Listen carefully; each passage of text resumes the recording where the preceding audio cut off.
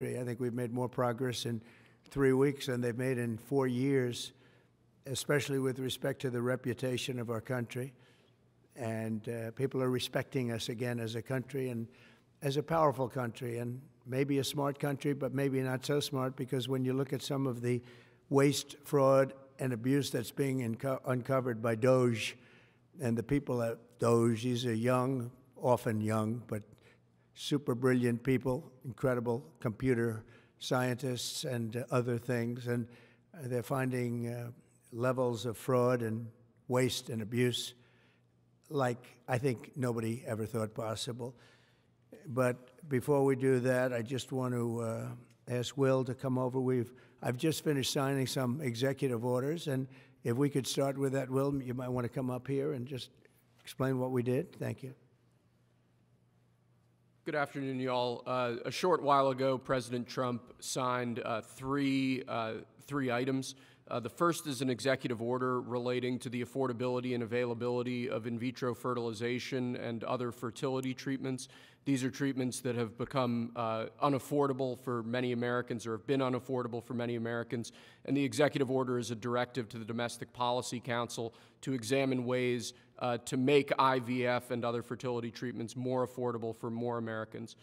The second item that we signed was a presidential memorandum imposing radical transparency requirements on government departments and agencies, in keeping with President Trump and the administration's broader commitment to governmental transparency. What this presidential memorandum would do is require, as waste, fraud, and abuse is uncovered, as programs are canceled, and ultimately as taxpayer dollars are saved, this presidential memorandum would require departments and agencies to make all of the details of that freely available to the public. Lastly, we have another executive order that President Trump signed relating to independent agencies. This executive order would establish important oversight functions in the Office of Management and Budget and its subsidiary office, OIRA, supervising independent agencies and many of their actions, and also reestablishes the longstanding norm that only the President or the Attorney General can speak for the United States when stating an opinion as to what the law is. Thank you very much, Will. That was the primary purpose of this conference, to explain that they're all very important in their own way. Fertilization, I've been saying that we're going to do what we have to do, and I think the women and families, husbands, are very appreciative of it. But that was it. I do want to say while I'm up here, I've been contacted by some of the biggest companies in the world, and because of what we're doing economically and through tariffs and taxes and incentives, they want to come back into the United States. And we'll be announcing various very large companies, the biggest actually, and they'll be coming back, having to do with chips and having to do also with cars and lots of other things. We're going to be announcing some very, very big, momentous decisions are being made by companies all around the world, the biggest, and they want to come back into the U.S. Car plants are being canceled in other locations now because they want to build them here. And you read about a couple, not that I want to mention names or anything, but you read about a couple of big ones in Mexico just got canceled because they're going to be building them in the United States. And that's very simply because of what we're doing with respect to taxes, tariffs, and incentives. And I think it's a very important thing. And you'll be seeing this over the next probably over the next 2 years, to be honest, but you're going to see a lot of it over the next couple of weeks. A lot of big ones are going to be announcing. And so while we're here, I guess we can take a couple of quick questions. Go ahead, please. Please. Mr. President, have you decided specifically what the auto tariff rate should be? Yeah, I probably will tell you that on April 2nd, but it'll be in the neighborhood of 25%. Pharmaceuticals? It'll be 25% and higher, and it'll go very substantially higher over a course of a year. But we want to give them time to come in because, as you know, when they come into the United States and they have their plant or factory here, there is no tariff. So we want to give them a little bit of a chance. Yes, thank you. The EU, the EU representative is going to be here in Washington tomorrow. He's going to be meeting with Hassett and Greer and Letnick. What can the EU do to sort of avoid the reciprocal tariffs that you've talked about? And, you know, you've talked a lot about the VAT. Do you expect them to reduce that? Well, they did already, as I understand it, reduce their car tariff all the way down to what we have. And a lot of that will take place, and I think some won't do it and some will do it. But the EU had a 10% tax on cars, and now they have a 2.5% tax, which is the exact same as us. So already we've saved a tremendous amount. That would be great. If everybody would do that, then we'd all be on the same playing field. Because essentially what we're doing with the tariffs is, you know, they charge us, we charge them, same amount. And it's called reciprocal, actually. And whatever they charge us, we're charging them. And so the EU is, you know, I appreciate that they did this, but, you know, the EU has been very unfair to us. We have a deficit of $350 billion. They don't take our cars. They don't take our farm products. They don't take almost anything. They take very little. And we're going to have to straighten that out. And we will. I have no doubt about it. Yeah, go ahead, please. Thank you, Mr. President. Could you tell us a little bit more about the Russia talks, your impression of how they went today, and if you're perhaps more confident or less confident of a deal after what happened today? Well, much more confident. They were very good. Russia wants to do something. They want to stop the savage barbarianism. I mean, what's going on over there? It's soldiers are being killed by the thousands on a weekly basis. It's ridiculous. And they're not American soldiers. They're Russian soldiers, and they're Ukrainian soldiers largely, although a lot of Koreans have been killed, as you know. Quite a bit of them have been killed. They came over to fight, and a large portion have been wiped out. But we want to end it. It's a senseless war. It should have never happened, would have never happened if I was president, and it's a shame to see it. And I see pictures that you don't see, but I see pictures of fields that look just horrible. It looks like Gettysburg. If you see the old pictures of Gettysburg, it's soldiers lying all over the field, body parts all over the field. They're all dead. And this is going on a daily basis. It's a horrible thing. Both Russia and Ukraine, they're losing thousands and thousands of soldiers, and a lot of people have been killed, too. I think that's one of the things that you'll see historically, and you'll see later on as it goes along. I think people are going to be surprised at how many people, not only soldiers, have been killed in Ukraine. A lot more people than you think. Yeah, please. President Trump, as part of a peace deal with Putin, would you be willing to consider removing all American troops from Europe? Well, nobody's asked me to do that, so I don't think we'd have to do that. I wouldn't want to do that. But that question's never really come up. Yeah. Please. Sir, do you support stationing European peacekeeping troops in Ukraine as part of this peace deal? If they want to do that, that's great. I'm all for it. If they want to do that, I think that'd be fine. Even if the Russians are I mean, I know France has mentioned it. Others have mentioned it. UK has mentioned it. But, yeah, if we have a peace deal, I think having troops over there from the standpoint of Europe, we won't have to put any over there because, you know, we're very far away. But having troops over there would be fine. I would not object to it at all. We're talking about this now, peace. We have either a ceasefire or a peace itself, and we're looking to do both. We'd start off with the ceasefire, and if they want to do that. I know France was willing to do that, and I thought that was a beautiful gesture. Yeah, please. Do you have any message for Ukrainians who, after 3 years of fighting, might feel betrayed or disappointed at not having a seat at these initial talks in Saudi Arabia? Well, I think I'm really disappointed in what's happened. I've been watching this for 3 years. It's a war that would have never happened if I was president, and I've been watching these people being killed at levels that you've rarely seen, not even close, since the Second World War. And I'm very disappointed. I hear that, you know, they're upset about not having a seat. Well, they've had a seat for 3 years and a long time before that. This could have been settled very easily. Just a half-baked negotiator could have settled this years ago without the loss of much land, very little land, without the loss of any lives, and without the loss of cities that are just laying on their sides. You have those magnificent golden domes that are shattered, will never be replaced. You can't replace them. 1,000-year-old domes that are so beautiful, you can't replace that. A whole civilization has changed because of what. So when they're worried about not being seated, you mean somebody that should have gone in and made a deal a long time ago? You could have made a deal. This is one that could have made a deal. There was no talk of this during the Trump administration. Putin would have never, ever done it. And by the way, we wouldn't have had October 7th. You know that. We wouldn't have had October 7th either in Israel. And we wouldn't have had that mess that's going on over there. It's like we have great fire people here. We're putting out fires. All over the world, we're putting out fires. So that wouldn't have happened. And you know what else wouldn't have happened? Inflation. Because it was caused really by the cost of energy going through the roof because of their bad energy policies and also their spending, their terrible spending, wasteful spending on the Green New Scam. It's a scam. It's a whole big scam. Yeah, please. Yes, sir. I want to ask you a little closer to home. What would it take for you to reconsider the restrictions on the Associated Press?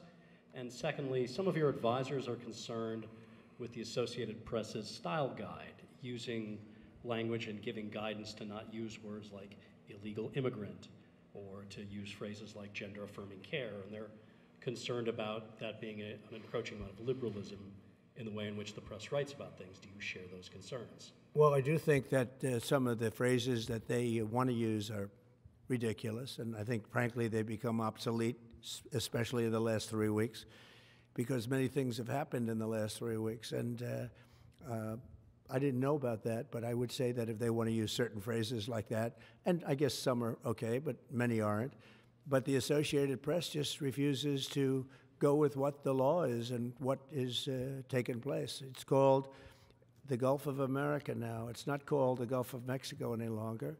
I have the right to do it, just like we have the right to do Mount McKinley, and nobody's even challenging that. But only the essentially, it's primarily the Associated Press, and I don't know what they're doing, but I just say that we're going to keep them out until such time as they agree that it's the Gulf of America. We're very proud of this country, and we want it to be the Gulf of America. Now, the Associated Press, as you know, has been very, very wrong on the election, on Trump and the treatment of Trump, and other things having to do with Trump and Republicans and conservatives. And they're doing us no favors, and I guess I'm not doing them any favors. That's the way life works. But, you know, thank you for the question. Who are you with? Very good question. Thank you. Yes. We're hearing that Russia wants to force Ukraine to hold new elections in order to sign any kind of a peace deal. Is that something that the U.S. would ever support? Well, we have a situation where we haven't had elections in Ukraine, where we have martial law, essentially martial law in Ukraine, where the leader in Ukraine, I mean, I hate to say it, but he's down at 4% approval rating, and where a country has been blown to smithereens. You got most of the cities are laying on their sides. The buildings are collapsed. It looks like a massive demolition site. The whole, I mean, so many of the cities. I mean, they haven't done it in Kiev because I guess they don't want to shoot too many rockets in there. They've done it 20%, but they haven't done it 100%. If they wanted to do it 100%, it would probably happen very quickly. But you have cities that are absolutely decimated. And yeah, I would say that, you know, when they want a seat at the table, you could say the people have to, wouldn't the people of Ukraine have to say, like, you know, it's been a long time since we've had an election. That's not a Russia thing. That's something coming from me and coming from many other countries also. You know, Ukraine is being just wiped out. Look at what's happening to the cities. There are cities, there's not even a building standing. It's a massive, you talk about Gaza. I mean, it's literally, these cities look like Gaza. Actually, many have, percentage-wise, more buildings knocked down than in Gaza. So, you know, people are tired of it. People want to see something happen. And, you know, the other thing that it's been bothering me for a long time, because I solved the problem with NATO. They paid hundreds of billions of dollars into the funds of NATO when I said you got to pay, because the United States was paying for European countries, and then they take advantage of us on trade. But I've seen it. Look, they have to pay. They have to find out, where is the money going to? We have, I believe President Zelensky said last week that he doesn't know where half of the money is that we gave him. Well, we gave them, I believe, $350 billion, but let's say it's something less than that, but it's a lot. And we have to equalize with Europe, because Europe has given us given a very much smaller percentage than that. I think Europe has given 100 billion, and we've given, let's say, 300 plus, and it's more important for them than it is for us. We have an ocean in between, and they don't. But where is all the money that's been given? Where is it going? And nobody, I've never seen an accounting of it. We give hundreds of billions of dollars. I don't see any accounting. So I want to see peace. Look, you know why I want? Because I don't want all these people killed anymore. I'm looking at people that are being killed, and they're Russian and Ukrainian people, but they're people. Doesn't matter where they're from on the whole planet. And I think I have the power to end this war. And I think it's going very well. But today I heard, oh, well, we weren't invited. Well, you've been there for 3 years. You should have ended it 3 years. You should have never started it. You could have made a deal. I could have made a deal for Ukraine that would have given them almost all of the land, everything, almost all of the land, and no people would have been killed, and no city would have been demolished, and not one dome would have been knocked down.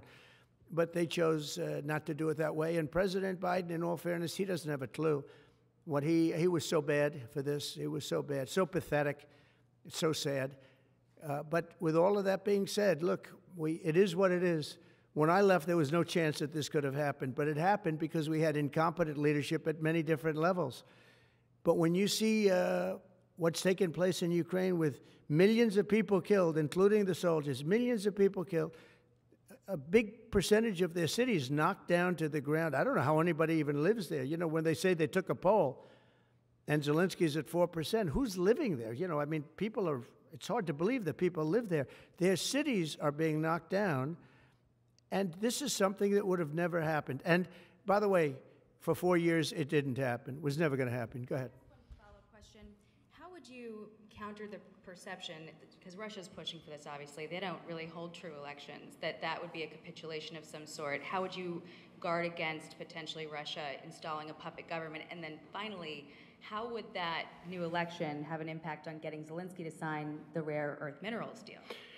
Look, you have leadership, and I like him personally. He's fine. But I don't care about personally. I care about getting the job done. You have leadership now that's allowed a war to go on that should have never even happened, even without the United States. Look, we had a president who was grossly incompetent.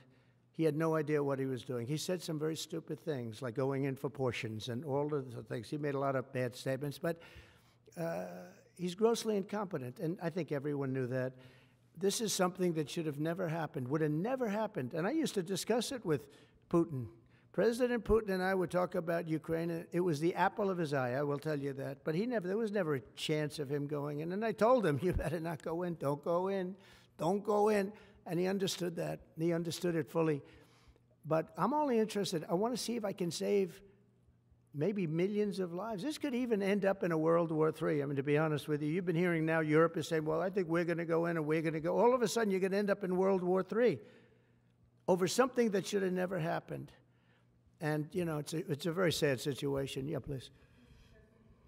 In a court filing, the White House said that Elon Musk is not a DOJ employee and has no authority to make decisions. Can you clarify for us today well, Elon what his Musk, exact role is there?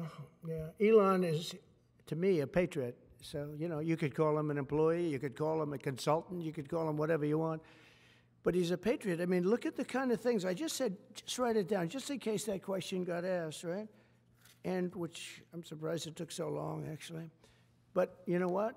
Ukraine's a bigger deal because people are dying by the thousands a week, thousands. But look at this, from 90 to 99, Social Security, 6,054,000 people. Well, that's okay, maybe that's possible. You know, 90 to 99, maybe it's possible. It's a lot of people, though, at that. But people that live to 100 to 109, 4,734,000. Wow, that's a lot. That means over 100 years old. They're 4 million people. I don't know too many. I know people that are doing great in their 90s, but not too many people over 100. But over 120, from 120 years old, people that are 120 years old up to 129, 3,472,000 people. Wow. you know that can't possibly be, because the record is like, I think it's one person, a woman, lived to 127, but they have 3,472. Okay, but now we're going really in. People from 130 years old to 139-year-old, 3,936,000. Wow. I wonder if people are getting paid with all this. I mean, are these checks? And that's what we're checking right now. People from 140 years old to 149 years old, 3,542,000, 140 years old and beyond. Now we're really going, because we're looking to break the record by 25 years. People from 150 years old to 159 years old, 1,345,000. These are in the, by the way, these are in the computer files. This is what they do well. They're super. I asked Elon, who are these Doge people? He said they're super brilliant computer people and they love the country. It's simple. Wait a minute. People from 160 years old to 169 years, 121,000. So 160-year-old people. 170 to 179,000, 6,087. But now, let's go into the real numbers.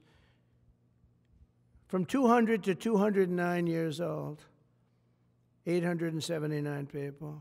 From 210 years old, I haven't met any of them. And if I did, I would bless them. I would worship the ground they walk on. 210 to 219 years, 866. From 220 years old to 229 years old, 1,039. And then you have two people. From 240 years old to 249 years old, one person.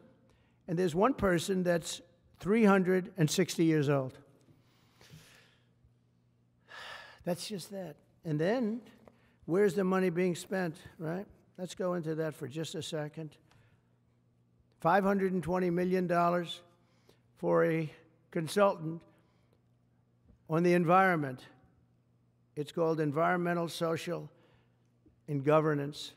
Investments in Africa and mobilize private sector resources. $520 million. Somebody got $520 million for an environmental, sounds like an environmental study. I've always been one that paid a lot of money for my environmental studies, but I paid like $50,000, not $520 million. $520 million for ESG. $25 million to promote biodiversity, conservation, and promote licit livelihoods by developing socially responsible behavior in the country of Colombia. Well, it's nice, $25 million to go into Colombia for something that nobody ever heard of. $40 million to improve the social and economic inclusion of sedentary migrants. $40 million. $42 million for Johns Hopkins, great place, to research and drive social and behavior change in Uganda. $42 million. What about us? What about social change in our country? $70 million for a center at Purdue to research university-sourced, evidence-based solutions to developmental challenges. I mean, these are massive numbers on things that nobody ever heard about. $10 million for Mozambique voluntary medical male circumcisions. $10 million for circumcisions in another country. $9.7 million for UC Berkeley to develop a cohort of Cambodian youth with enterprise-driven skills. In other words, let's teach them something about enterprise. What about our people? Can't we teach them about enterprise? $2.3 million for strengthening independent voices in Cambodia. $32 million to the Prague Civil Society Center, which is a very liberal group of people. Wonder how much of that money came back to the people that approved it. $14 million for improving public procurement in Serbia. $486 million to the Consortium for Elections and Political Process Strengthening, including $22 million for inclusive and participatory political process in Moldova, and $21 million for voter turnout in India. well, why are we giving $21 million to India? They got a lot of money. They're one of the highest taxing countries in the world in terms of us. We can hardly get in there because their tariffs are so high. I have a lot of respect for India. I have a lot of respect for the Prime Minister. He just left, as you know, 2 days ago. But we're giving $21 million for voter turnout. It's voter turnout in India. What about, like, voter turnout here? Oh, we've done that, I guess. We did 500 million, didn't we? It's called the lockboxes. $20 million for fiscal federalism in Nepal. Listen to these numbers. This is all fraud. $19 million for biodiversity conservation in Nepal. $1.5 million for voter confidence. We want to give them confidence in Liberia. $14 million for social cohesion in Mali. $2.5 million for inclusive democracies in South Africa. $47 million for improving learning outcomes in Asia. Asia's doing very well. They're doing a lot better than we do in the schools, aren't they? $2 million to develop sustainable recycling models to increase socioeconomic cohesion among marginalized communities in Kosovo and Eskali and in Egypt. We're talking about hundreds of billions of dollars. I could, by the way, I could read this all day long. I could go on all day long, and you'll see hundreds of billions of dollars, and we're doing it. But when I saw the Social Security numbers, I said, wow, that's really something. So we have, let's just go above 100 years old. We have millions and millions of people over 100 years old. Everybody knows that's not so. We have a very corrupt country, and it's a sad thing to say, but we're figuring it out. Now, the good thing about Social Security and what I read is if you take all of those numbers off, because they're obviously fraudulent or incompetent, but if you take all of those millions of people off Social Security, all of a sudden we have a very powerful Social Security with people that are 80 and 70 and 90, but not 200 years old. You know, so it's a very positive thing. How about over here? Yeah, please. Your reaction to Michelle King, the head, resigning after the Doge? Who resigned? The head of Social Security. I don't know. I mean, I resigned or got fired. I think got fired. You know, when you fire somebody, they always resign, and then they say, we resigned. But when you have numbers like that, I think really it's got fired. They have to get fired. Who would keep them? How could you have numbers like this? Now, the big thing is, how many of these people got paid? Were they getting paid? Were they getting paid? How many of them were getting paid Social Security? Because if that's the case, it's a massive fraud. We'll have to call those great Palm Beach police into this situation, right? You guys would figure that out very quickly. But how many of them are being paid? I mean, maybe millions of them, but it's a total fraud. Also, a lot of illegal immigrants are in Social Security that shouldn't be there.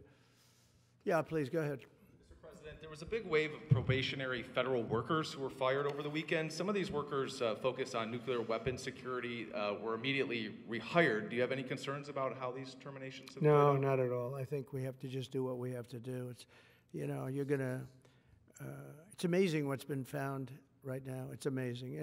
If we feel that in some cases they'll fire people and then they'll put some people back, not all of them, because a lot of people were let go. Don't forget, I got elected on the basis of making our government stronger and smaller, because we have millions of people that obviously they're paying millions of people that shouldn't be paid.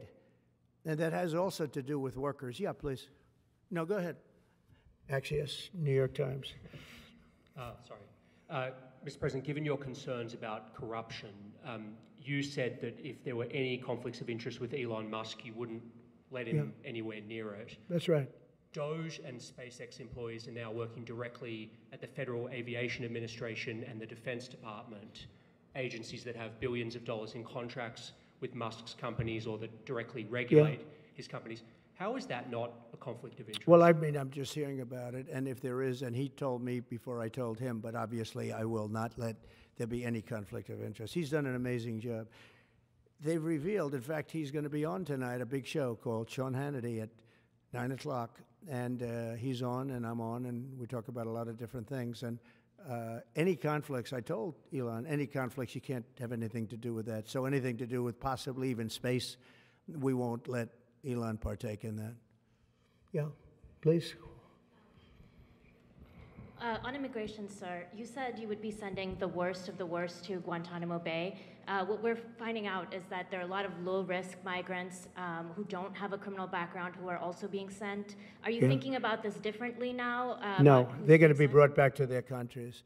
And with some persuasion, every one of those countries, every one in the, as you know, every country is taking the people back. So some of them are going to be brought back to, many of them, any of them that are low risk, as you say, are going to be brought back to their countries. Yeah, go ahead, please. Can you give us a bit of an update on where you stand with Venezuela? Yeah, It's sure. oil. There's basically a monthly license that can soon extend. Well, you know, we had Venezuela on the run, and it looked like that was going to be very good. And when Biden came in, as he always does, he screws it up. And they started buying millions and millions and millions of dollars of oil, billions of dollars actually, of oil, and it gave them a new life, a new really lease on life. But we'll see. We had some pretty good discussions with a lot of people within our government, in the United States government, that are involved in that.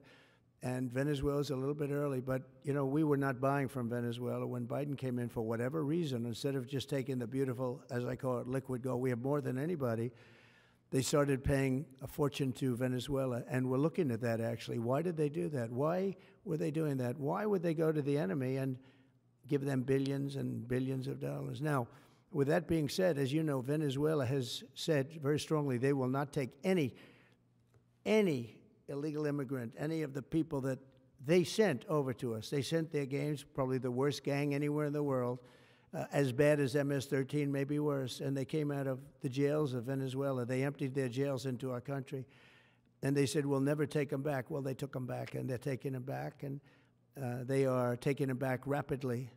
They were sending a lot of people to Venezuela. They said they wouldn't take them back, and they are taking back. But we're looking at Venezuela very seriously, and we're going to be able to. Don't forget, I've only been here for 3 weeks. Yeah, please. Just a little clarity on, are you inclined to continue to allow Venezuela, through, I think, Chevron and other oil companies, to export those petroleum products, or are you maybe inclined not to pull back? Yeah, maybe not. We're looking at that now. I just got here. When I left, they weren't doing anything. They were ready to go. We give up.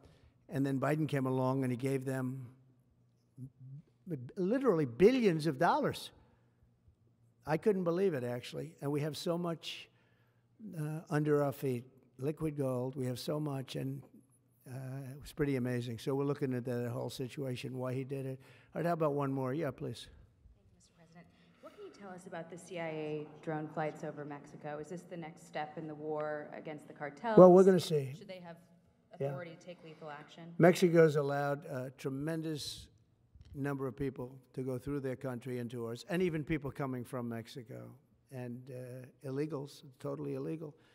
They've allowed people to empty jails into Mexico and then let them come through with this totally ridiculous open border policy of the Biden administration. So millions of people have come in, and hundreds of thousands, and actually millions, are criminals. They came in from jails all over the world that release them into Mexico, and they come into our country. And they also came in from Canada, by the way, large numbers through Canada. In fact, when we closed up the one border, they came in through the other border. So Canada is not an uninterested party. But I will say this.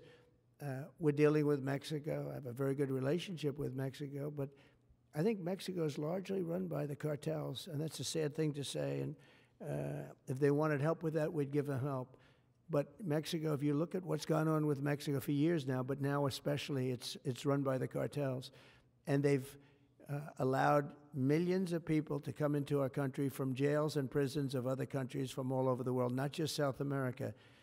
Africa, Asia, all over, a lot from the Congo in Africa, a lot. They opened their jails, they came in through Mexico, and we have some of the worst criminals coming in from the Congo and other places. So it's not just South America.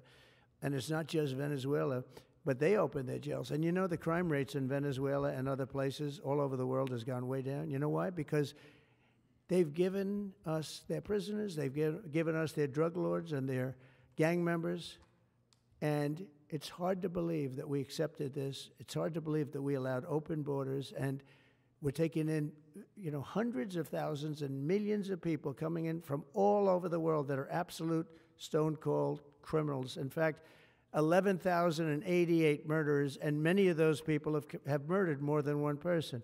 Why are they giving us these people, and why are we taking these people under Biden? You know, you had a border czar that never went to the border. Happened to be a vice president, never went to the border, never called the border people. I call them all the time. I speak to them all the time. But here's the good news. We have the most secure border we've ever had right now. As secure and even more secure than I had it 4 years ago. And the Border Patrol's doing incredible. ICE is doing incredible. Tom Homan's unbelievable, and Kristi Noem has been just working very, very hard, very, very hard. And we have the best numbers we've ever had, and we're going to keep it that way.